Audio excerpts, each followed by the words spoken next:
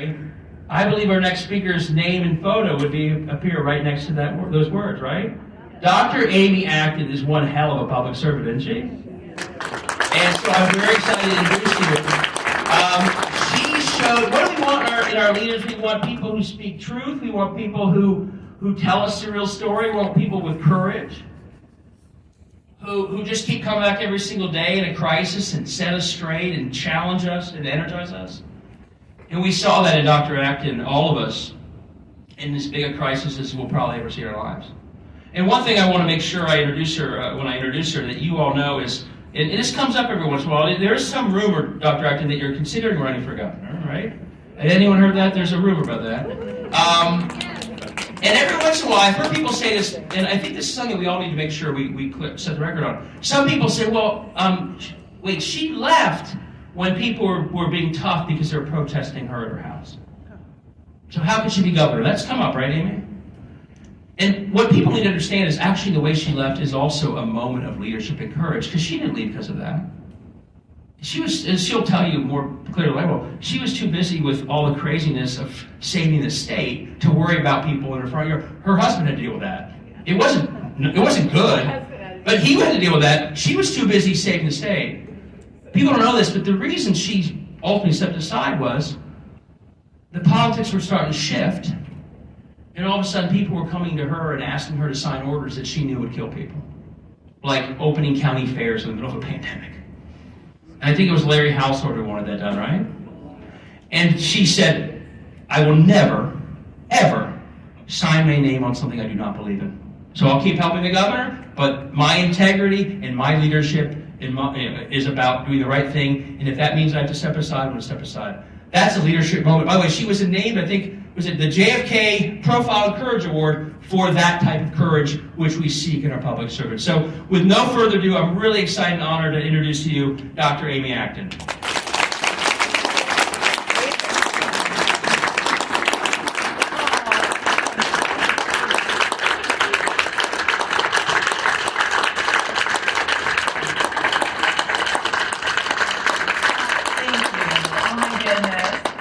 And that's even when we're hungry. David, thank you for that intro, and Benita and Larry, thank you for having me. It is an honor to be here tonight. I am not David Pepper. As you know, I'm not a politician by background. I'm a physician for 35 years. But I will take you a little bit behind the scenes. I'd love to share with you some of the lessons I've learned from being an ordinary person in an extraordinary time, getting to see underneath the veil of this country in a way I had not expected to. And yes, Profile in Courage was JFK's book, if you've ever read it, about senators, people that are willing to lose their jobs, and so often we know people have lost their lives fighting for what is right in this country. And it was an honor to get that call from Carolyn Kennedy and her son Jack. And I want you to know I'm the tip of the iceberg. First of all, many of you have said to me here that you feel like you know me, right? And I'm sorry if the voice takes you back there a little bit. It probably will. Don't be surprised if it brings up things, because we have never unpacked yet what we've been through. We've lost more lives than all wars combined, all disasters. People died during COVID of not COVID. They died of heart attacks and strokes. We were just talking tonight. They couldn't get in the emergency room. There was no staff left to treat them. So this is something that we have not unpacked, and it's in us. And it's actually what is fueling some of what we're seeing today. So let me tell you the lessons we learned. The New York Times studied Ohio. They studied 7 weeks of those early press conferences. Now, and I'll tell you 3 qualities they brought up: brutal honesty, vulnerability, and asking more of people. And that this was the leadership we wish we all had. So I want to talk to our people going out there that I think are being very courageous and running for office and doing the things you're doing, Tammy. So let's talk about brutal honesty. Now, I grew up in Youngstown. I had a pretty rough childhood. You might have read about that. And at the age of 12, I was finally removed from that situation. And I literally moved 1 mile away from the school I had been going to. But the kids at my new school,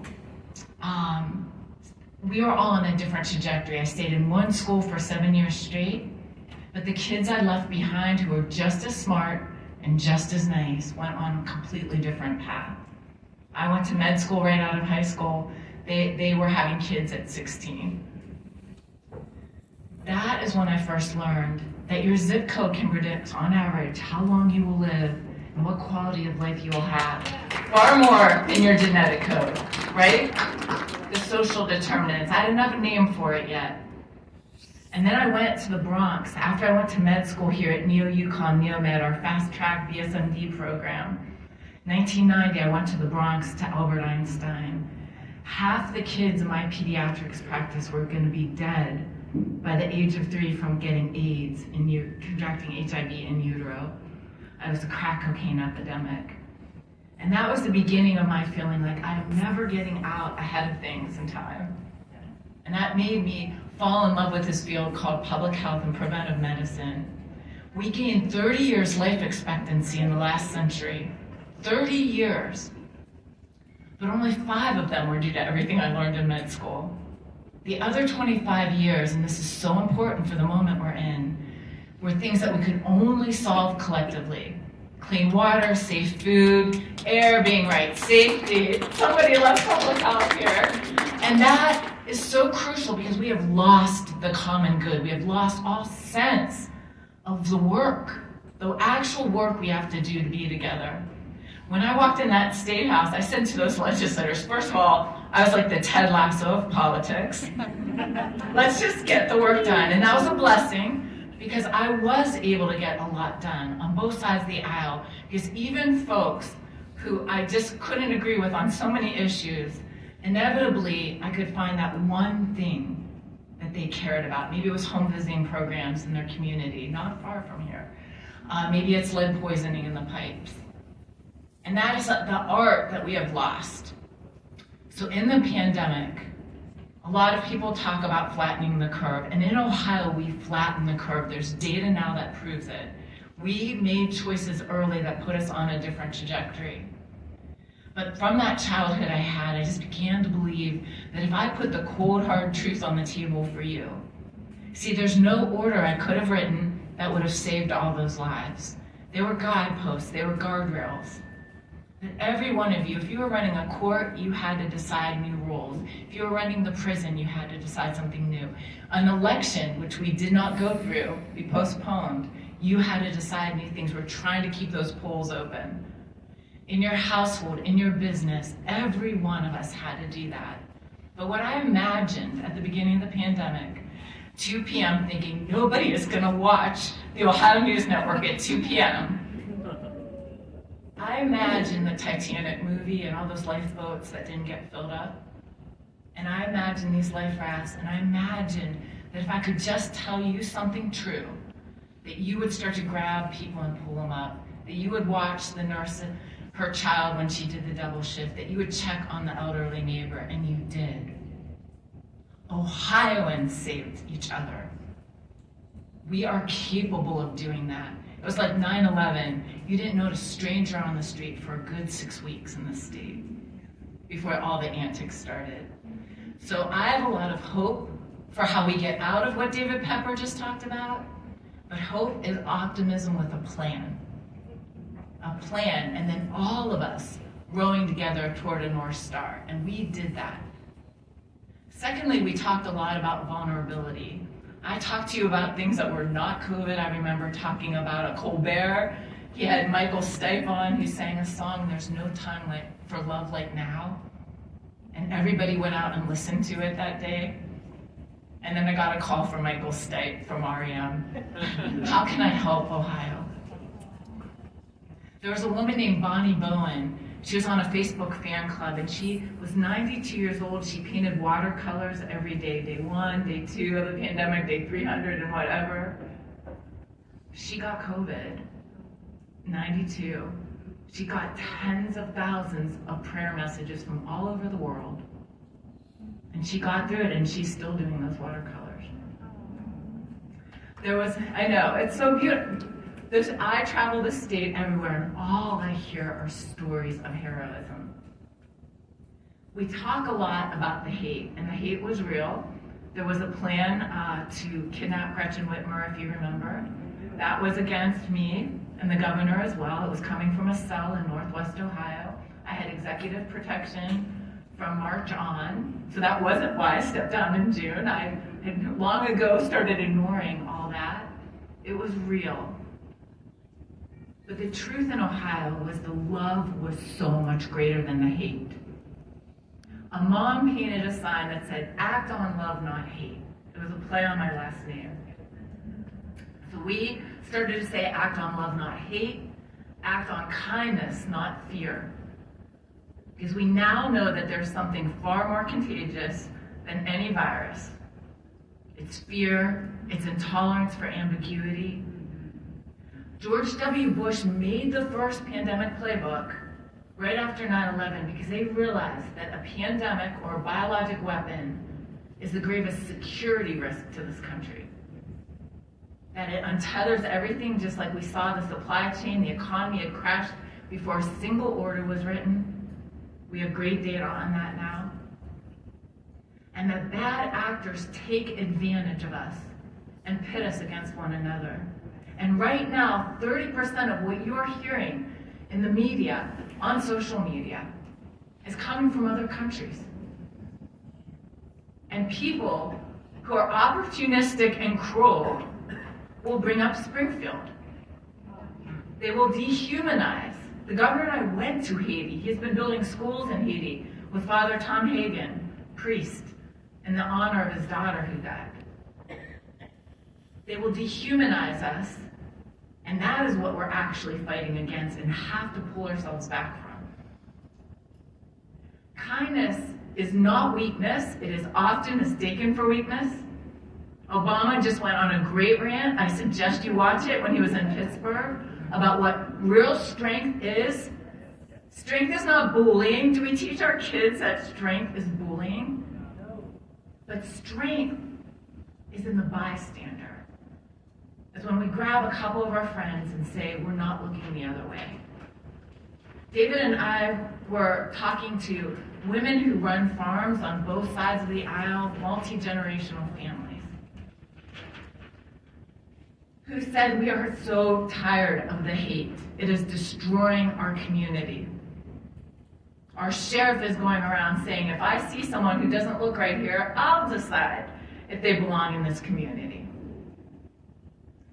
One woman told me that in her church, which she's gone to her whole life, she wanted to say a prayer for the Haitians, but she was too afraid. We're too afraid to pray for one another. That is what we have to come back from.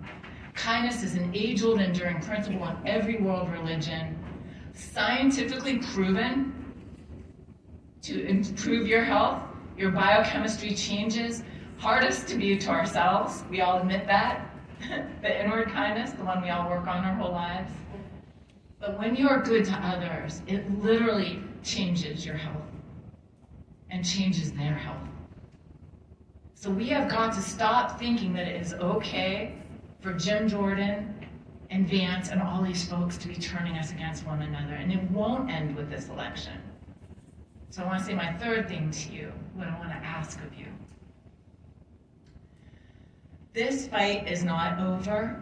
David has described so well for you the sinister ways folks will do this just to get ahead. Sherrod Brown's race is $400 million and counting. $400 million. Cryptocurrency industry dropped almost $40 million in a month in October. Peter Thiel dropped $10 million on J.D. Vance's race in the end. But there is a way to come back from this. There's a way for each of us, if when we join arms together, even in small dollars, but we say we won't stop to fight that back. We don't have to be billionaires to take this back, but we do have to have a plan. The hardest thing we're gonna face is that the hate in the next 13, 12 days is gonna be like make Springfield look like nothing, because we are so close. And it won't stop after this election. But what I wanna ask of you is to not give up on one another. I know there's not a person here in this room who doesn't have a family member or someone in their life who believes something that doesn't make sense to them. It's in my family too. The hardest thing we face is keeping that connection going with the people we love. And I'm not afraid to talk about love as the way we get out of hate. Love is the only way we ever get out of hate. The Surgeon General did an advisory, not unlike C. Everett Koop when he did the smoking advisory in the 80s. His advisory is on human connection, social connection, and isolation being the thing that is actually behind every epidemic we're suffering from now. Our human disconnection, and the way we will fight back is through connection. So in these next days, David's right about those 380 votes. Every conversation we have, especially the hard ones, might bring us that one more vote, that 2 more votes. But don't give up on the hard conversations that go on past this election with the people you actually love. Don't give up on one another, because that's exactly what they would have you do. I have not given up. I'm going around the state alongside you, knocking on doors everywhere I go, just like you. It really is the small things we did early in COVID from wherever we were, and that is what will get us through the other side. Now, I want us to eat some dinner, but I promise you that after you guys get eating, I would love to answer any questions you have about COVID or what happened there. David and I would love to continue this dialogue, but I want you to eat because you're looking a little on the doctor. Thank you so much. It's just an honor of a lifetime to have served 11.7 million patients, and I do know you. Thank you.